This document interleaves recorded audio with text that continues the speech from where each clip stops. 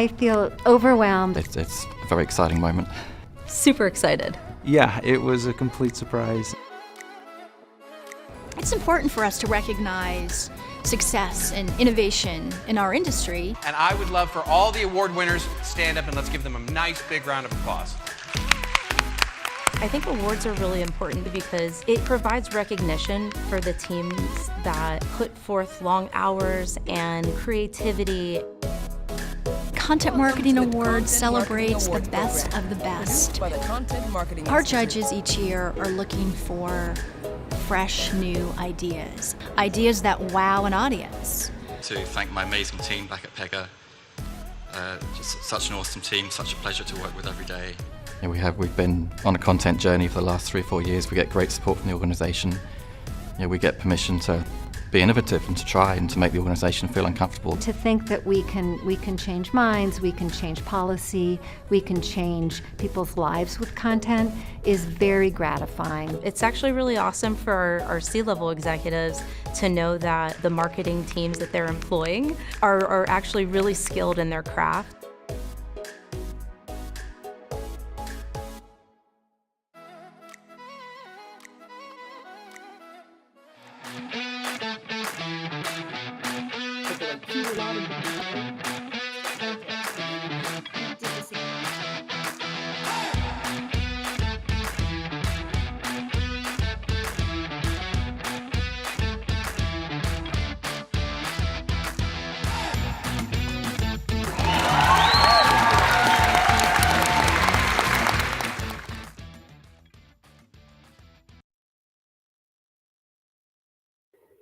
Hello, everyone. Happy Monday. It's Amanda with the Content Marketing Institute.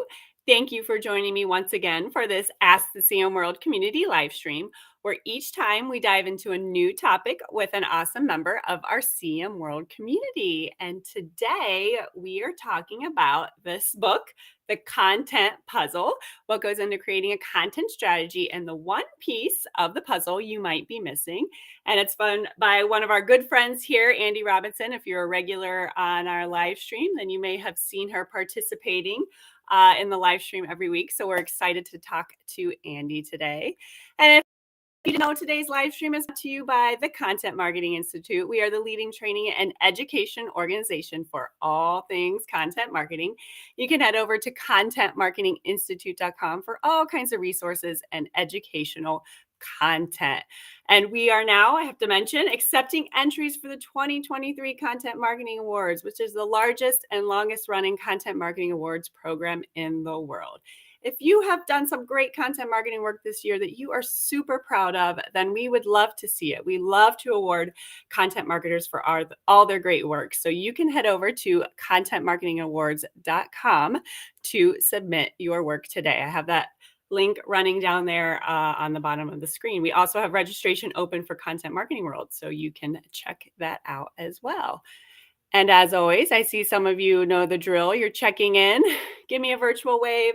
Say hello. Let us know where you're joining us from. If you have any questions or comments, especially about creating content strategy as we go along, please feel free to drop them in the comments. It always makes for a more engaging and interesting live stream if we hear from all of you. I see people are checking in already. Everett, Mohammed, Rachel. Hello, Rachel. Leo, thank you all for joining us. All right. You likely know you need a content strategy, right? But have you actually taken the time to lay all the groundwork before you actually, create a piece of content? You know how we harp on content strategy here at CMI. And did you know there's probably one piece of that content strategy puzzle that you're likely missing? Today, we're going to chat about this book that I showed you about, The Content Puzzle, which is meant to be both an inspiration and a roadmap along your content journey. And as I mentioned, here we go. Joining us today is a good friend of ours here at CMI, Andi Robinson, a freelance content strategist at Hijinks Marketing, who helps small, medium businesses with their content marketing campaigns. She's also an adjunct faculty member at Butler University, teaching marketing, and of course, the author of this book. Hello, Andi. How are you today?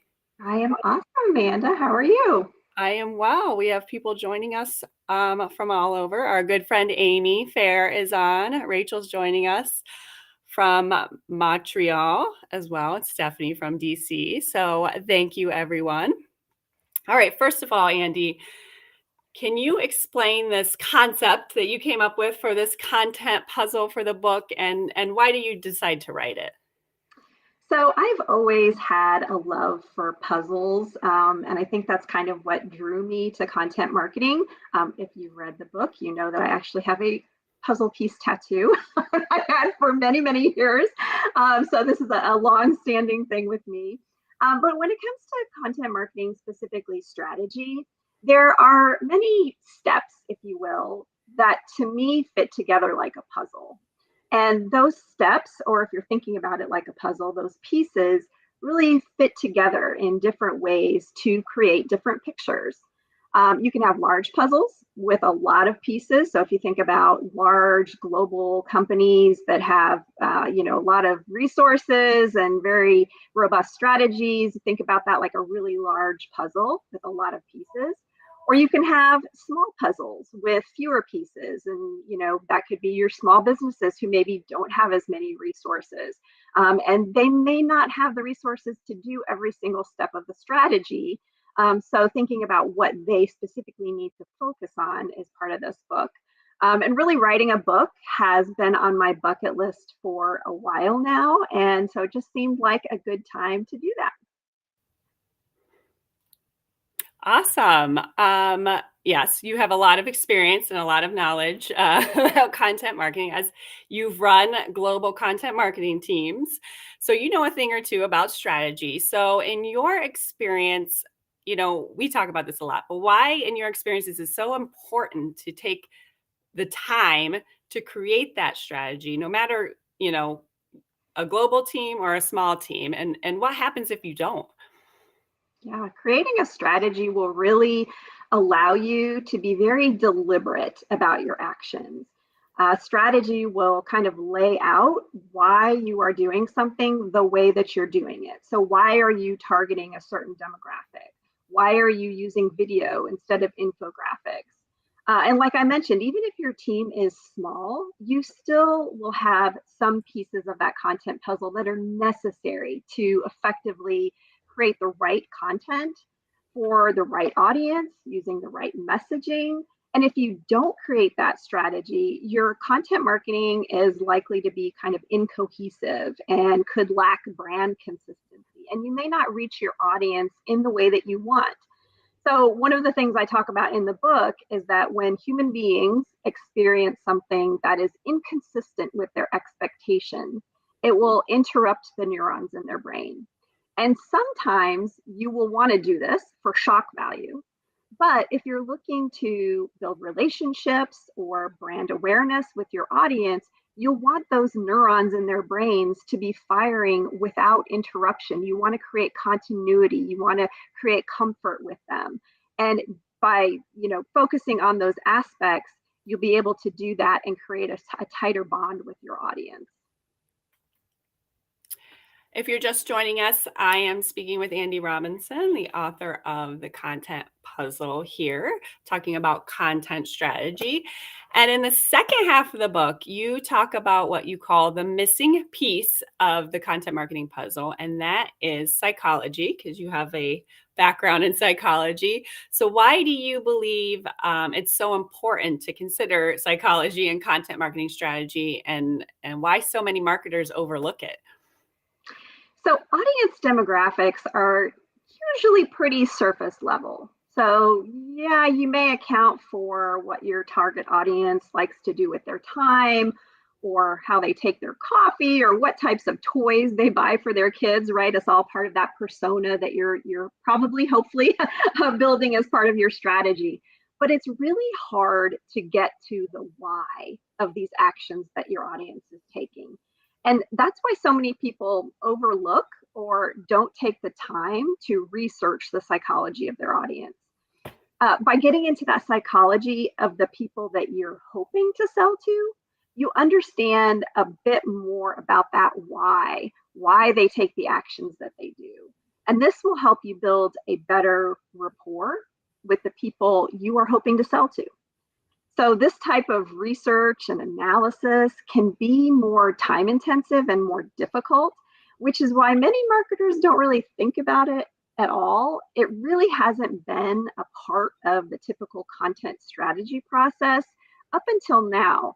You see a lot more people, Michael Baumfels and Nancy Harhut, they're all, talking about psychology. And I think this is kind of that next evolution in content marketing strategy, is to think about, to get a little bit deeper into why your audience is doing what they're doing.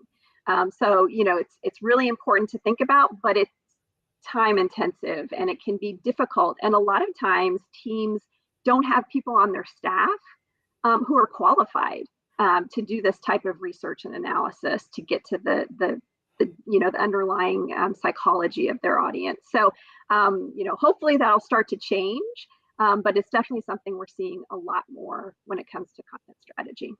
So just going off of that, like if someone doesn't have someone on their team, what do you suggest how do they fill that? Like do you suggest they go to kind of help you with that if they needed to?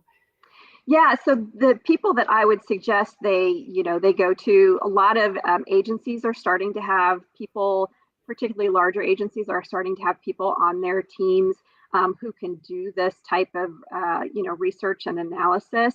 And the personality types are kind of set in stone.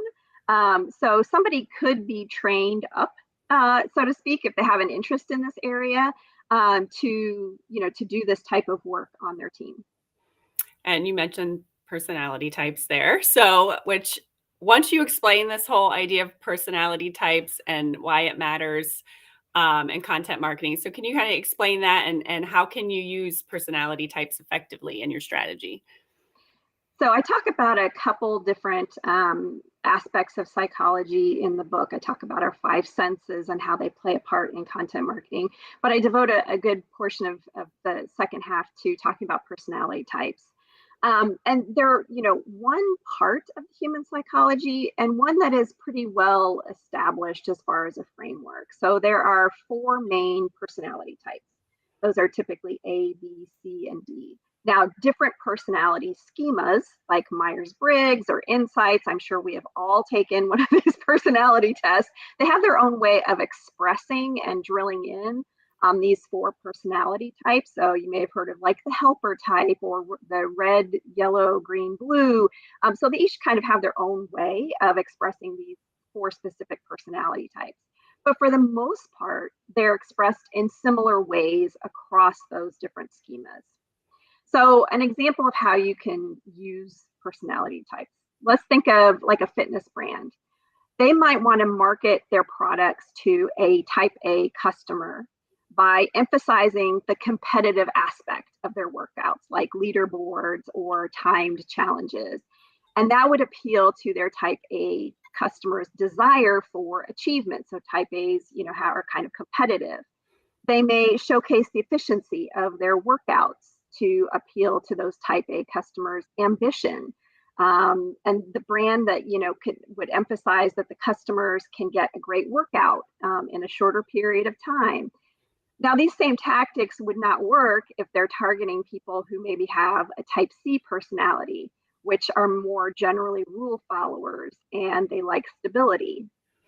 Another example might be for people with type B personality. They tend to be more relaxed, flexible, laid back in their approach to life. They're characterized by kind of a lower sense of urgency with a more kind of go with the flow attitude than a type A. So if you have a travel brand, for example, that's aimed at type B individuals, your marketing messaging could focus on the relaxed and rejuvenating aspects of travel. That travel company might want to highlight the benefits of taking a break from the hustle and bustle of everyday life. They could also emphasize travel's creative opportunities, like exploring new cultures or trying new experiences. And this would be great messaging to target a type B personality. wouldn't necessarily work on like a type C or a type D personality. So you can kind of start to see how, depending on the personality type of the people you're targeting, how you can change your messaging and make it more effective to work on those different types of folks. Yeah, I was just saying more effective, so it's not at that, surface level that you talked about. So something else you talked about in the book, I love this idea of empathy mapping. So it's so true that marketers get stuck in marketing what they want, right? And ignore what the actual customer might want. So can you explain this idea of empathy mapping and how marketers can use it? Yeah, empathy mapping is kind of this idea of putting yourself in your customer's shoes. And a lot of times marketers can get stuck in kind of their view of what their product or what their service is, what their messaging is. We can kind of get myopic at some points. But sometimes you literally need to put yourself in your customer's shoes. There's kind of several ways to accomplish this. One way is to assign someone on your team to actually be a member of your audience. That's literally their only job, to get in the head of the audience and act like them. So I've seen this done in person. I've actually participated in it, where you may be having a brainstorming session around your an upcoming campaign, and you have one person who's your audience member, right? And that's their job, is to react as that audience member to whatever it is that's happening during that brainstorming.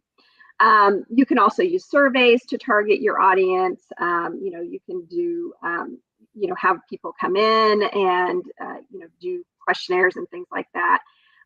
But in empathy mapping, you want to strive to understand what your audience thinks about a particular topic, what they might actually say, what they are hearing, even maybe what they're feeling. So you may think that your content, your marketing content, is expressing a particular message, but your audience may be reading it or hearing it, experiencing it with a completely different message is coming through to them. So we've seen this with, brands over the years.